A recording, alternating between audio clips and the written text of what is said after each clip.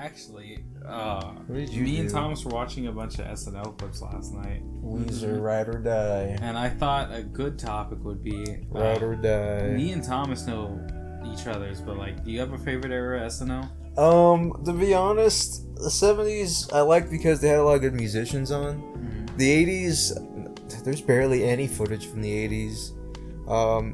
So it's like the 90s, late 80s, early 90s, like up to 95 is where I watch a lot of the clips because of Chris Farley, because a lot of his stuff is just fucking hilarious. I don't really remember like much from when Will Ferrell was on the show, honestly. Honestly, what I can tell you is from the little that I've seen of the 80s stuff, it's not all that good. Yeah, because they didn't have Lorne Michaels, so the management there wasn't really like that crazy. It's kind of a botched job. I mean, some of the best Robert stuff Downey Jr. was there for a short time. Yeah. Just like in the 90s, Ben Stiller was there for a short time. So really? was the dude that played Chuck on Better Call Saul. He was in the 90s one. Oh, he was? Yeah. And then another one. Yeah, he was. No, he was in the 80s. No, he was in the 90s one. Oh, was he? Yeah, I forgot his name.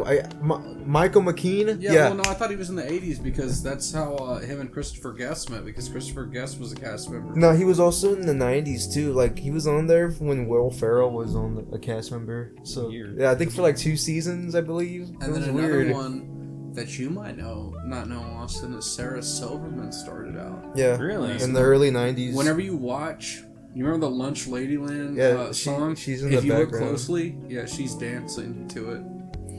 And she looks like so emotionless. She looks like she doesn't want to be there. I don't doubt that she didn't. And I mean, she wound up leaving anyway just because... There was a lot of famous people that kind of just were there and they kind of just gave up. I think Ben Stiller was there for like you said, like 2 or 3 days. Really? And then he left, and then... He got a better deal because I think he got to do the Ben Stiller show just off of the names, like off his parents' namesake alone. You know what's funny is that Chris Rock, even though he was on there and a lot of people remember him, he didn't really get much time on there. No, that's why he left it for In Living Color. And when he went on there, they got canceled. Yeah. So he had to do something. So that's when he just did stand up, and he was known for that. Honestly, you're gonna hate knowing this, but Apatow was supposed to be on SNL. As a cast member? Yeah. Not a writer?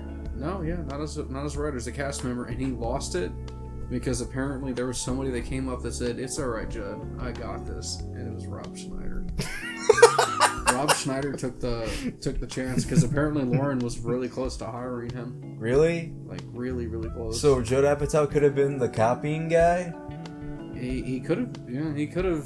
I wonder what he would have brought to it. Because if that's the case, him and Adam McKay could have started working together a lot sooner. Was Adam McKay a writer on SNL? Adam McKay didn't become a writer until Will Ferrell. That's how they met then. Yeah, but could you imagine if Adam McKay and Judd Apatow were together on SNL? They could have actually like made some really, really good skits.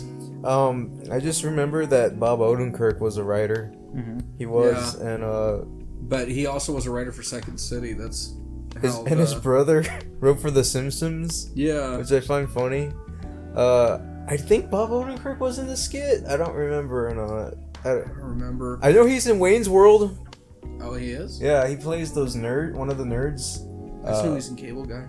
Yeah, I know he's in Cable Guy for like a split second. He says me and Austin's favorite line. What the hell's the matter with you, man? I bet like he really had to give a lot of emotion for that. Like Ben Stiller was like, "Okay, Bob. Okay, I want you to say this one line, but you have to say it like you mean it. Okay?" You know, it's funny too because when we were at Half Price earlier, I started thinking of Cable Guy because I thought about that whole that moment when Jim Carrey just starts reciting random shit and then he's like, "Yeah, remember Midnight Express?" Because they had the Midnight Express soundtrack. Oliver Stone, dude. He puts his fucking like nipple on the fucking screen. Yeah, he's like, "It's funny, dude. You remember Midnight Express?" Have you seen that movie? No, I haven't either. I just know there's a scene where he's like the guy. The famous scene apparently that they reference in Cable Guy is the girl's like showing her tit. Yeah. And the guy's like crying while he's whacking it. Yeah. Apparently that was like a famous scene. I'm like, why was that famous? That's weird. Why was he crying while whacking it? Why were they both crying? Come on, touch my hand. You need human contact. The weirdest fucking like if I see the movie, I'm still gonna find that weird.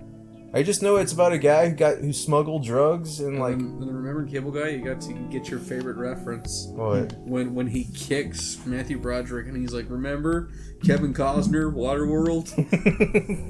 Oh yeah, you love Waterworld, Austin. What? It's not my fault. You said it was your favorite movie. I flicked Sergio. You actually touched my Penis. Yeah, you did. That was pretty wild. So, It I was gonna pretty say, wild. So we know your favorite era of SNL, Thomas. What's yours?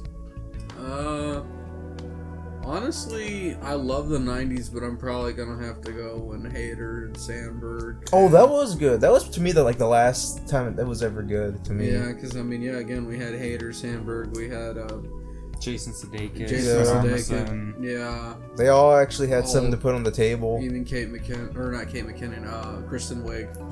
Yeah, she was great. We had Honestly, I was gonna say the exact same thing. That's my favorite era. I fucking It's- love that era. It's the era we grew up on, me and you personally. I mean, because as a kid, dude, I remember I got so excited one year when I got like Beatles Rock Band, and I was like, that. It was during Christmas, and I remember being so excited because Paul Rudd was hosting and Paul McCartney was the musical guest. I remember that. And Paul McCartney played like 4 fucking like songs. I remember he played "Give Peace a Chance" on there. I remember he also played Get Back and they cut it. They did. Yeah, they did.